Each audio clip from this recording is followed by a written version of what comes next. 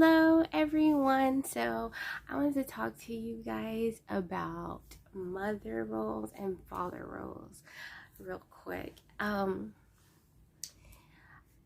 know, there's a lot of us grew up missing one of these roles because there are a lot more separated families or let's call it separated families. I don't like saying broken families in our generation than there may have been before. But I just want to talk about, and a lot of children now are growing up with one of the roles, not necessarily in the household. So I really want to talk about what each of these roles carries and the significance of them. A father role is for a child, will establish their value and their worth, right? By how he disciplines them, how much of their time that he gives them, because the father is a leader, the father is the head. So that attention, that time put in, the discipline, the structure, all of that will assign a value and a worth to a child. Even if you're thinking back to old days where, your last name decided what your status was in your community. The child takes their father's last name, so their father literally established their value or their status in the community that they were in. But even in today's time where our last name doesn't carry the weight that it once did, except for in certain higher up, smaller circles, of course. You can work higher beyond what your name may have set the bar as. But the father still does, by the way he disciplines and speaks to his children, establishes their value and their worth, right? And in establishing that value and that worth, he also will establish boundaries for your children. The father establishes boundaries. The mother role, because mothers are nurturers, right? And a lot of times you're going to spend more of the time with a child. They're going to be really establishing character by how they nurture that child, by how they interact and deal with that child in nurturing situations. Teaching the child patience by being patient with them. Teaching the child self-control by moms, y'all know, by having self-control when you're talking to them, when you're working through certain problems with them, especially as they're learning and going through school and language and potty training.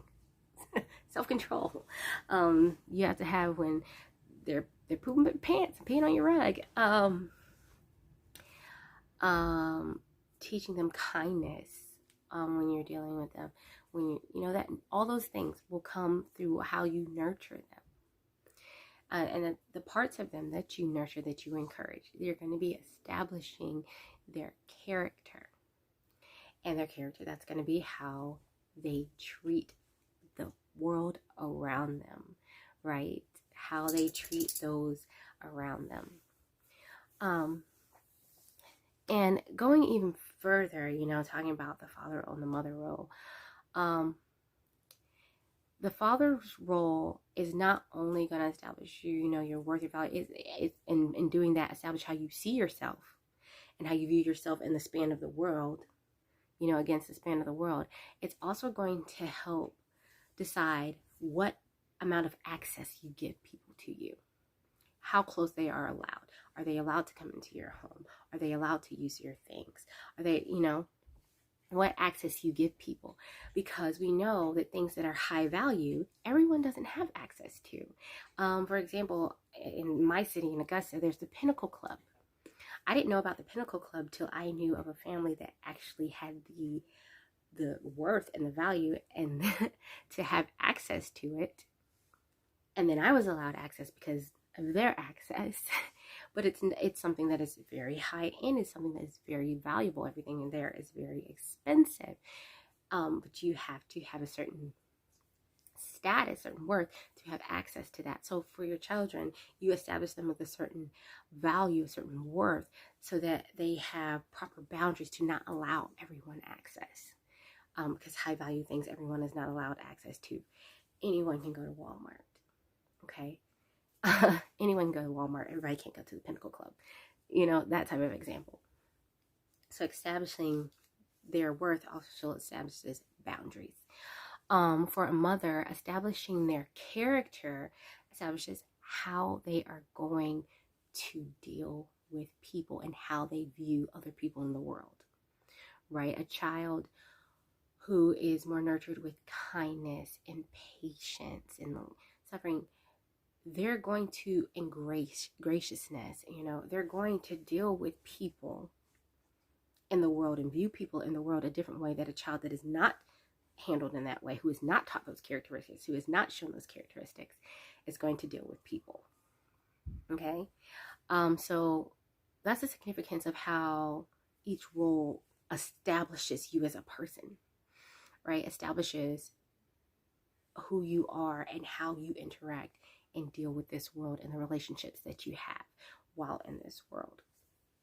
Both roles are incredibly, incredibly important. And you can see now that when one of those roles are missing in someone's life, those things are missing. When the mother role is missing, you might see someone who, or even if the mother role is inconsistent, right? Because of whatever may be going on in their family or in their life, the role is inconsistent. You're going to see an inconsistency in someone's character. You may even see a weakness or a lack of character. When the mother role is missing or not functioning as it should. When the father role is missing or not functioning as it should, you're going to see someone who doesn't know what their value is. They're not sure. They waver. They're up and down. They're in and out. You're going to see someone who does not know how to set appropriate boundaries. They either will not want anyone to have access to them and they keep everyone at a distance, or they'll let everyone have access to them and they don't know how to say no and how to set boundaries. They have no idea, or they're inconsistent in the boundaries, right? Like sometimes they can keep their boundaries, but sometimes they let them fall, but sometimes they're really strict, but sometimes, and they're all over about their boundaries.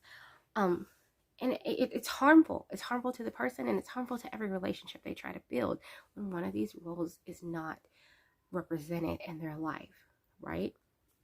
And there's other ways these roles can be. It doesn't have to be your biological mother. It doesn't have to be your biological father. It doesn't have to be someone married to your parent. It may be a grandmother, a grandfather, an aunt, an uncle, a mentor at your church, a teacher, a mentor anywhere in your community, an older sibling, depending on what kind of age gaps are in your family. A lot of people do end up getting raised by their older sister or older brother.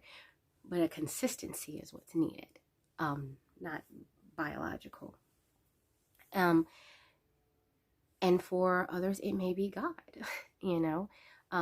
If you have faith and you choose the walk of faith, it's definitely going to be God the Father. He definitely assigns value and gives you boundaries for yourself and for other people, what you will do, what you won't do, who you will let have access to, who you will not let have access to you.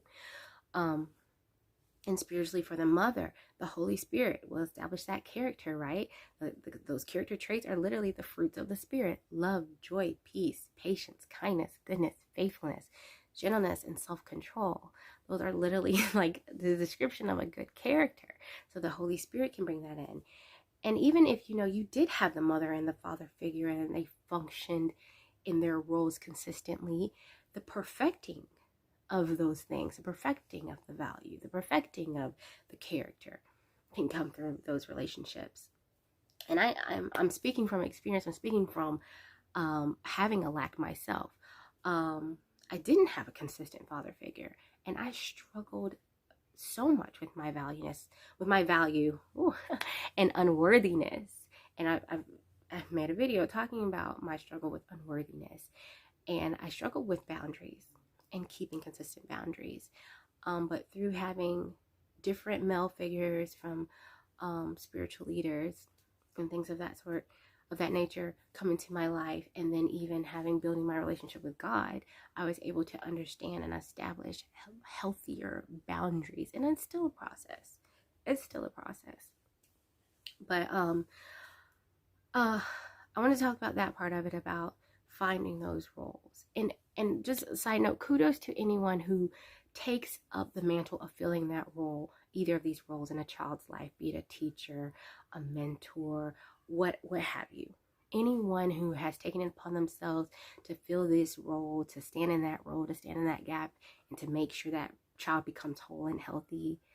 Kudos to you, salutes to you, hats off to you, God bless you. It is so necessary and important. And I want to also say this.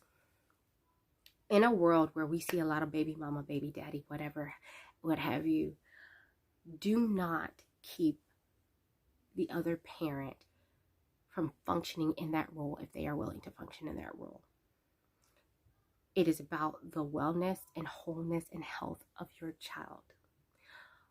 Do not, if they are willing and able to function in that role, do not keep them from doing so.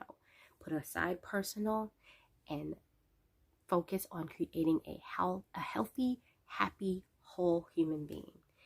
Do not let that get in the way. Okay? And if you have someone who functioned in these roles, even if they did it imperfectly, if they made an effort, show them gratitude and honor them. Show honor to both roles, mother and father. They're not easy roles to fill. They're not. And they're both so necessary and equally important. No one role is more important than the other. That's all, everyone. Love you all. Be love, be light.